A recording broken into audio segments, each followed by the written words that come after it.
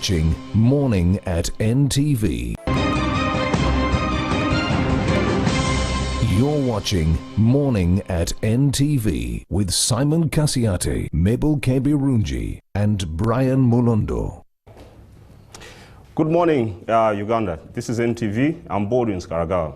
One of the critical issues in the process we are having of elections this year is to make sure that you have a democratization of most of the tools, of the facilities, and of the processes of the country. And one particular critical aspect is how do we draw a budget and how do we manage it.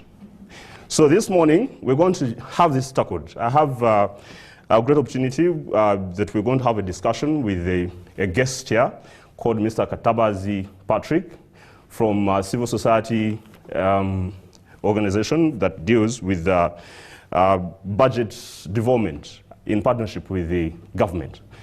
So, Patrick, good morning. Good morning, sir. Nice to see you. The pleasure is mine. Yes. Now, I need you to inform the nation what justification and the history of how the civil societies were drawn into the framework of developing a budget in partnership with the government and also its financial institutions, and how this helps in the democratization of our processes in the nation.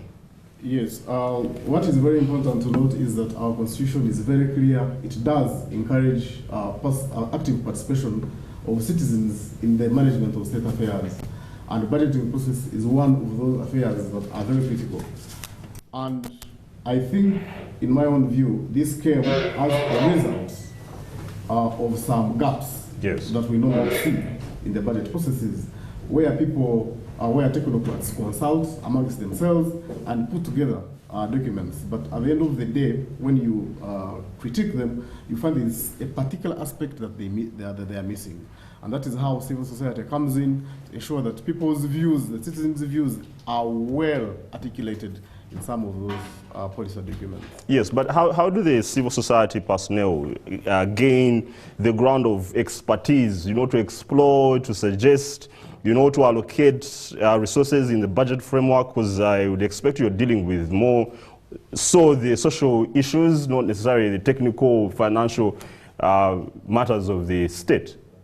Now, of course, you see, there's really nothing very complicated about the budgeting process. The budgeting process in Uganda starts at a parish level with parish planning committees. So you realize that even at a parish level, you have ordinary citizens who are sitting together to identify priorities at that level and designing mechanisms through which some of these priorities can be implemented. So now, if you as civil society or a private sector organization can't be able to meaningfully mobilize people to participate in that process, you have already contributed to the budget making process. If you have something that is happening in your community that you have brought to your member of parliament, even as a private citizen, you have contributed to the budget making process. Mm-hmm. But then, of course, civil society organizations have evolved to the extent of having budget analysis as a component as part of the activities. Like what happens at the Civil Society Budget Advocacy Group is that there's a pool of experts who have the capacity to look at these budget documents and be able to meaningfully give an input throughout these processes. Okay, so when did this process start, this partnership? How long has it taken? The partnership has been ongoing for quite some time, but more prominently, we can be proud to say over 4 years. We have actively engaged with government to ensure that we have budgets that are pro-poor, budgets that are responsive to gender and equity. Okay, just an outline about 3 things, the achievements of this particular process, of this partnership in the history, just a snippet about 3 things that we've achieved. Yes, of course, one of the things that has been achieved is particularly for people to appreciate that when you are a civil society organization, that you are not entirely making noise. Yes. That you can meaningfully participate, that you can meaningfully offer solutions or even identify challenges for possible solutions. In my view, that is really a very important milestone. Okay. The second one is to have a refined thinking about a particular matter. Now, imagine you are consulting amongst yourselves. Mm-hmm. For instance, if it was at NTV alone, you are consulting among the staff and you are not consulting the viewers as an example for a particular product. So refining of thinking, alternative thinking around alternatives as well, because as you must have read over and over, we provide alternative proposals to the budget process. Then, of course, the third one is to create, one of the successes again, creating a linkage. How do you get a citizen closer to his government? How do you link a citizen closer to a service delivery point? And in my view, that also is a very big achievement, because there are quite a number of mutual and sometimes joint monitoring evaluation exercises that are conducted between civil society and government. Sure. And in that one, you are creating a relationship between government, which is the other side, and then the people it is serving. So those are some of the... Okay. Now, as we're trying to throw light to the future, because the budget now we're talking about is actually 2016-2017. We're halfway the 2015-2016 budget. So what do we expect? Do you see a harmonization of the mind of especially the candidates who are throwing all these proposals and these promises? Are they in line with the budgetary framework, with the National Planning Authority? Because I think that's where we derive our allocations. And just give us a picture of the future just in a few minutes. Yes, what you guys need to know is that the budgeting process, the budgeting cycle has changed due to the enactment of the Public Finance Management Act 2015.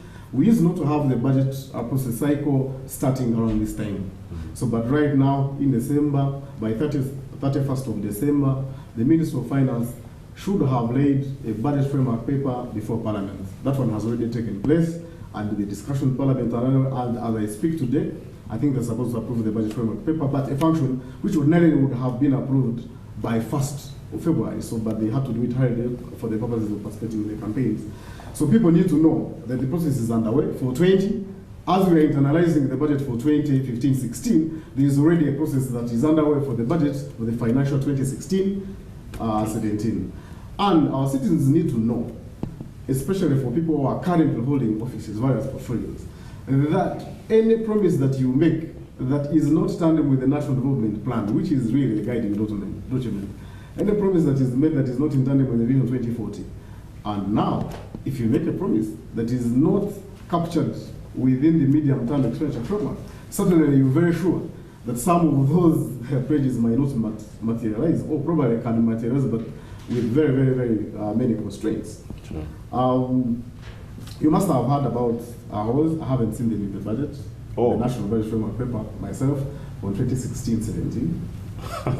You must have heard about quite a number of pledges, parts. I have not been able to see a particular line that addresses.